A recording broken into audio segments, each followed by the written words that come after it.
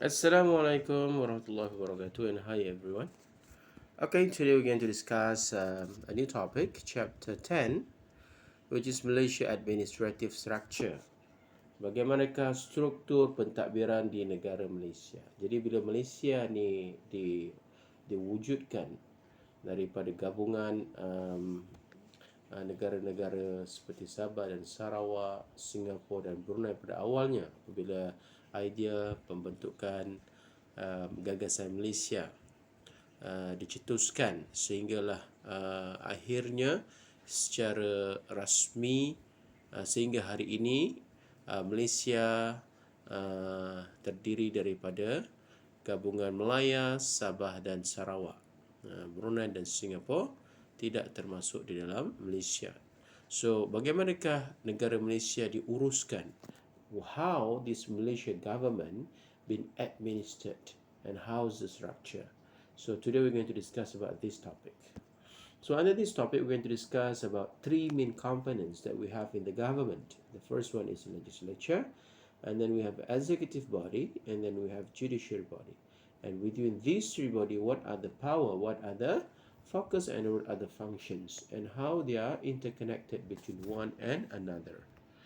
Alright, let us begin. The first one, introduction. The present modern government of Malaysia. So when we talk about modern, it's referring to what we practice in a modern time, including today. So in present modern government, so Malaysia consists of three main bodies. The first one is the legislature, and then executive, and then judiciary. This division is based on the theory of separation of power. Dalam teori separation of power, pembahagian kuasa, jadi kuasa-kuasa ini dibahagikan kepada tiga jenis badan. Okay? Jadi kuasa badan yang pertama ada kuasa dia. Badan yang kedua ada kuasa masing-masing. Badan yang ketiga ada kuasa masing-masing. Jadi apakah tujuan? Okay? Kalau ikutkan teori adalah tujuan untuk supaya tidak berlaku overlapping. It's not going to happen clash or overlapping between three different body, because these three different body have their own power. Dia tak ada kata badan ni lebih daripada badan ni, lebih pada sini. So masing-masing ada power masing-masing. Dan kuasa-kuasa ini diseparate via the different bodies. So different bodies categorized under tiga ni lah. Kita akan discuss sebentar lagi. And then each body has their own power and one cannot oppress or interfere the others. Jadi setiap bodies ni, for example judiciary, dia tak boleh interfere kuasa yang ada pada executive. Judiciary tak boleh interfere kuasa yang ada pada legislature. Dan sama juga, bukan setakat interfere, judiciary juga tak boleh oppress power yang ada pada executive. Executive ada power dia, cannot be oppressed by judiciary. Legislature cannot be oppressed by the judiciary. Jadi sama, these three body have their own power that cannot be oppressed by any other bodies, and also cannot be interfere of their own function. So the reason why they have this different power and why they cannot oppress each other and why they cannot interfere is to check and balance justice and fairness. Jadi bila power masing-masing dalam judiciary, power masing-masing dalam legislature, and power masing-masing dalam executive tak boleh diganggu gugat dan tak boleh menidakkan kuasa badan-badan yang lain. Jadi tujuannya adalah supaya ada check and balance, ada keadilan dan juga fairness between these three body. Okay, let us begin on the first component ataupun the first body, the legislative body. So legislature body ataupun kita panggil legislature refer to the parliament, Dewan Parlimen. So apakah fungsi parliament? Is to enact the law, untuk menggubal undang-undang. Jadi the creator ataupun the making, pembuatan, the proses membuat undang-undang itu berlaku di legislative body. Sebelum undang-undang dijalankan, dipraktiskan, di-enforce. Contohnya, kita ambil satu undang-undang yang mudah. Okey, katakan ni buat hari raya kan. Jadi undang-undang yang ada tidak dibenarkan, dilarang menjual bahan letupan. Jadi bunga api tak termasuk dalam bahan letupan. Mercun termasuk dalam bahan letupan. Jadi mercun dilarang dijual.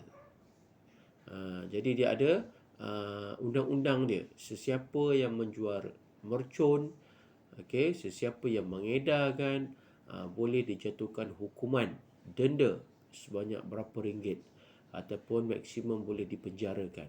Jadi undang-undang tu bila polis datang, polis boleh tangkap, polis boleh mengeluarkan saman ke, mengeluarkan waran ke. Jadi itu undang-undang yang dipraktiskan dan di-enforcekan.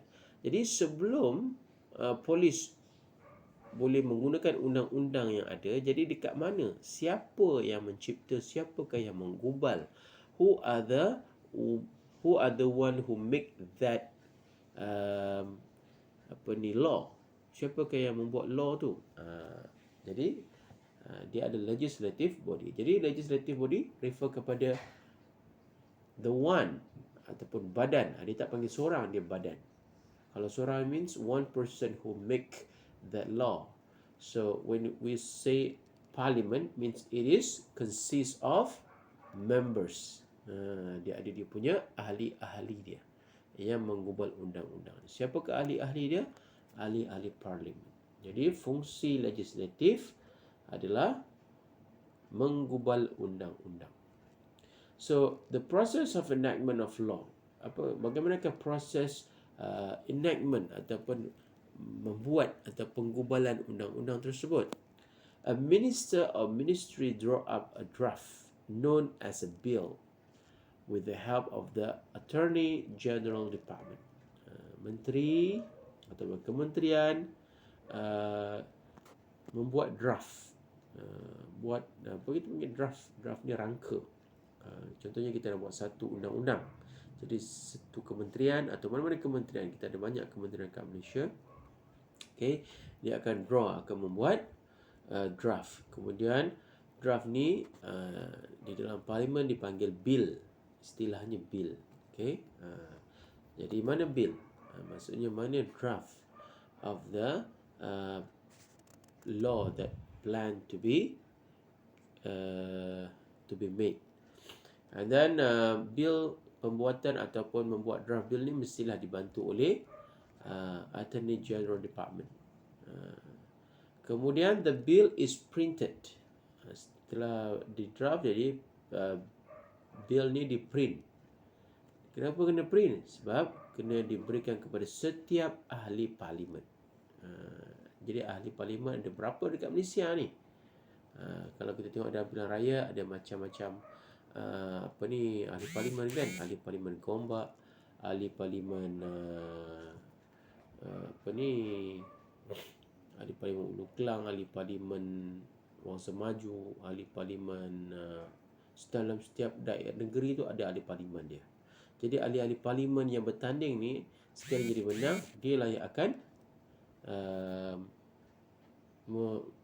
menjadi ahli dalam dewan.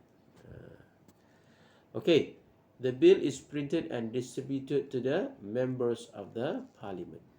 Jadi bill tadi, yang draft tadi itu akan dicetak, kemudian akan diberikan ataupun distribute to the members of the parliament. Jadi setiap ahli parlimen akan menerima bill. So the bill has to go through 3 readings and close study by the Dewan Select Committees. So the first reading ada 3 level ataupun 3 kategori bacaan. The first reading, second reading, and the third reading. So the first reading, a minister present it to the Dewan Rakyat and the House Secretary reads the brief subject matters. Jadi first readingnya apa? Kementerian akan membuat bacaan draft itu di dalam Dewan Rakyat, and also dalam House of Secretary untuk dibriefkan apakah draft tersebut. Second reading, the bill is discussed and debated in details. After that, the Dewan Select Committee will study it and make necessary amendment. Bacaan pertama dia akan dibacakan di dalam Dewan Rakyat di hadapan semua ahli-ahli parlimen. Ahli parlimen pun ada kopi masing-masing, masing-masing pun go through one by one. Kemudian itu first reading, bacaan sahaja. Okay, so semua dah faham, semua ahli parlimen dah maklum, ini adalah draftnya. Okay, masuk ke second reading. Second reading adalah semua draft tadi, iaitu bill tadi, dibincangkan dan didebatkan secara terperinci. Yang tak setuju nak menambah baik, saya sebagai ahli parlimen Gombak tidak bersetuju, perlu dipinda. Ini adalah tidak seimbang, tidak merangkumi ke semua rakyat, contoh kan, didiskuskan. Bagaimana dengan kelompok-kelompok tertentu tak dapat manfaatnya. Jadi kita kena pastikan. Jadi setiap ahli parlimen dia akan berdebat lah. Okay, itu tugas mereka di Dewan Parlimen. Okay, itu pastikan manfaatnya diperhalusi, to go in details until it can benefit each and every one of the peoples of Malaysia. And then the third reading, the bill is presented by the minister for the approval. If they get a 2/3 votes from the MP, then it will be considered as a pass. Kemudian bacaan ketiga, bil tadi itu akan melalui proses untuk mendapatkan kelulusan. Jadi macam mana dapat kelulusan? First, kena majority of the parliament members vote or agree with the bills. Majority, katakan kalau 50-50, bil tu tak dapat, ataupun undang-undang enactment baru tidak dapat dilaksanakan. Jadi members majority kena bersetuju. Jadi katakan kerajaan, dia ada parti-parti komponen kan. Kalau kat Malaysia ni pilihan raya dia based on party. Jadi parti yang majority kebanyakan akan bersetuju dengan bil yang dipresent oleh party members. Biasanya macam itulah. Tapi ada certain issue yang across the party interest. Dia ada isu-isu tertentu yang melangkaui kepentingan parti, kepentingan negara lah. Bila kepentingan negara, contohnya isu Palestin kan. Jadi kita bila masuk ke isu Palestin ataupun keselamatan negara, jadi kebanyakannya kita tidak kompromi. Jadi tidak berdasarkan kepentingan parti. So kebanyakan ahli parlimen akan bersetuju regardless of which party you are belong to. Jadi ahli parlimen ni mewakili parti-parti masing-masing. Jadi yang memenangkan, yang menyokong ahli parlimen ni pada pilihan raya adalah dia punya parti lah. Dia punya jentera yang membantu buat kempen parti dia. Alright. Jadi dia mewakili parti.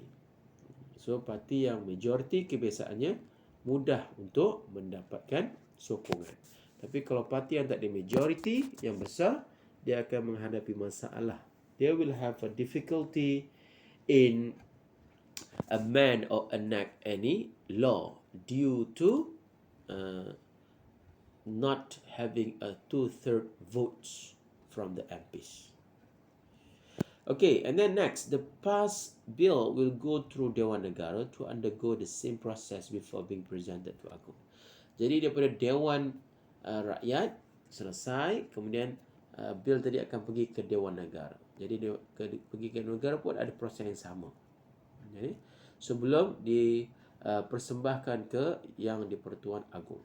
And then yang di-Pertuan Agong has a period of 30 days to give consent to the bill.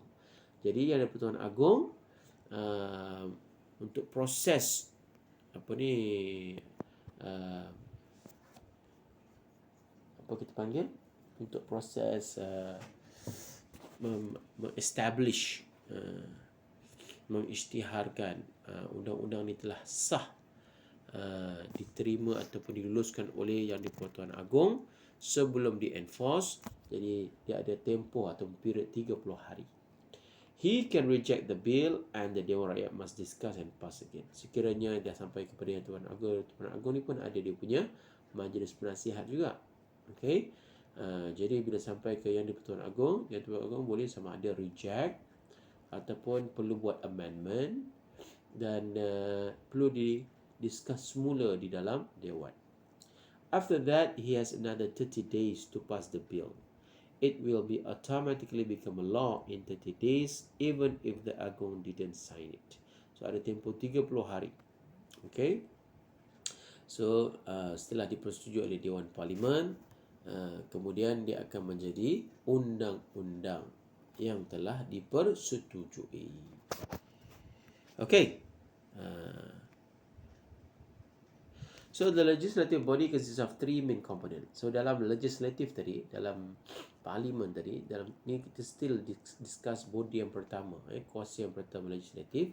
Dia ada pecahan dia lagi, iaitu Yang di-Pertuan Agong, dia ada Dewan Negara dan Dewan Rakyat. Jadi ahli parlimen di mana? Ahli parlimen di Dewan Rakyat. Okay. Kemudian dia discuss di Dewan Negara. Kemudian dibawa ke Yang di-Pertuan Agong. Ini proses dia. Jadi nak buat satu undang-undang, first ada kena buat bill draft. Draft tadi ada 3 reading. 3 reading ni Dewan Rakyat. Bacaan pertama, bacaan kedua, bacaan ketiga. Kemudian setelah vote lulus, baru pergi ke Dewan Negara. Dewan Negara pun ada proses dia. Pertama, kedua, ketiga. Kemudian baru pergi ke Yang di-Pertuan Agong. Selesailah satu undang-undang. Kemudian apa lagi kita buat undang-undang kedua? Dia akan pergi sama juga ke Dewan Rakyat, dibincangkan di kalangan ahli parlimen. Okay. Jadi next, the Dewan Negara. The Dewan Negara is also known as a Senate. Ahli-ahli Senat. Ahli Senat ni tak melalui proses pilihan raya, dia lantikkan. Members of Dewan Negara dipanggil senator. Okay. Headed by Yang di-Pertua who preside over meetings. He assisted by Deputy Yang di-Pertua and Dewan Secretary. Okay. Jadi dalam Dewan ni ada ketua dia, dia dipanggil Yang di-Pertua. Yang di-Pertua ni yang mengetuai apa-apa perbincangan, bergaduh sini lama sangat, so dia akan cut off time, make sure semua ahli parlimen berbincang, berdiskus mengikut undang-undang Dewan Negara. Jadi dalam Dewan tu dia undang-undang dia. Okay, dalam Dewan Rakyat ada undang-undang, dalam Dewan Negara pun ada dia punya undang-undang. Dan Article 45 and the Constitution, senator are appointed. So dalam Artikel 45 perlembagaan, ahli-ahli senator dilantik. They serve the Dewan Negara for 2 years. Jadi tempoh dia 2 tahun sahaja untuk ahli-ahli Dewan Negara. Kemudian mereka akan diubah and cannot exceed 2 terms, whether continuous or alternately. Okay. Satu tempoh dia 2 tahun. Jadi maksimum dia 2 penggal. Dia tak boleh lebih daripada 2 penggal lah. Jadi dalam tempoh 2 penggal ni, dia sama ada diteruskan ataupun diubah.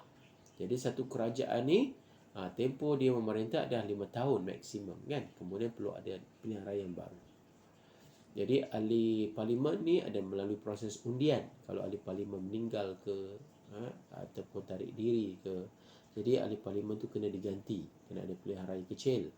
Tapi kalau ahli Dewan Negara ni, ahli-ahlinya adalah dipanggil bukan ahli parlimen tapi senat ataupun senator. Jadi senator ni tidak perlu melalui proses pilihan raya, dia adalah dilantik oleh kerajaan dan Yang di-Pertuan Agong. So apakah prosedur lantikan senator? 2 person for each state appointed by the state government through the State Legislative Assembly. 2% for Federal Territory of Kuala Lumpur and 1 for Labuan appointed by the Agong and advice of the Prime Minister. 40% from various state appointed by the Agong and advised by the Prime Minister. Okay, jadi inilah prosedur lantikan ahli-ahli senator. And then the senator is picked among the circle of the prominent citizens who have served a society or country in a various field or professions. The role of Dewan Negara to discuss and pass the bill passed by the Dewan Rakyat before being forwarded to Yang di-Pertuan Agong. The Dewan Negara have power to delay the passing of the bill for a period of 1 month to 1 year, but they have no power to reject it.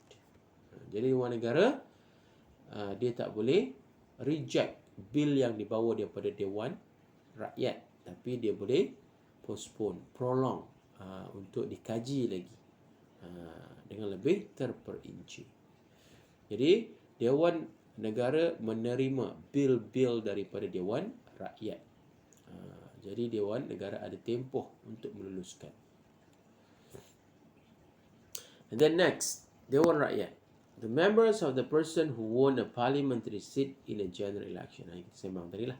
Dewan Rakyat ni ada ahli-ahli parlimen yang memenangi pilihan raya. They known as a wakil rakyat. Sebab tu dikenali sebagai wakil rakyat. Wakil kepada kita lah. Contohnya dia ahli parlimen Gombak. Jadi dia wakil kepada rakyat-rakyat di Gombak. Kalau dia ahli parlimen JB, kan, Johor Bahru, Johor pula ada parlimen Johor ke, ahli parlimen Setulang katakan. Jadi dia mewakili rakyat-rakyat di area Setulang. Ahli parlimen ahli parlimen Bukit Bintang, alright. Jadi dia mewakili rakyat-rakyat di Bukit Bintang. Suara-suara orang-orang di Bukit Bintang, keperluan-keperluan keprihatinan, kesusahan orang-orang di Bukit Bintang akan dibela oleh wakil rakyat dia. Okey, wakil rakyat Pulau Pangkor, wakil rakyat Langkawi, contoh. Function to enact law and to discuss matters related with the interest of the people and the country. Jadi dia lebih memahami apakah masalah, apakah isu rakyat tempatan di kawasan dia. Sebab tu dipanggil wakil rakyat. Jadi fungsi dia adalah menggubal undang-undang dan discuss. Pastikan undang-undang yang didiskus, yang dibawa ke parlimen itu mewakili orang-orang di kawasan dia. Jadi di Dewan tu ada macam-macam lah. So satu Malaysia punya wakil. Jadi wakil-wakil ni sepatutnya tahulah apa masalah, apakah isu-isu yang sedang dialami oleh rakyat, oleh kita, end user, rakyat marhain. Okey, habis tentang legislature.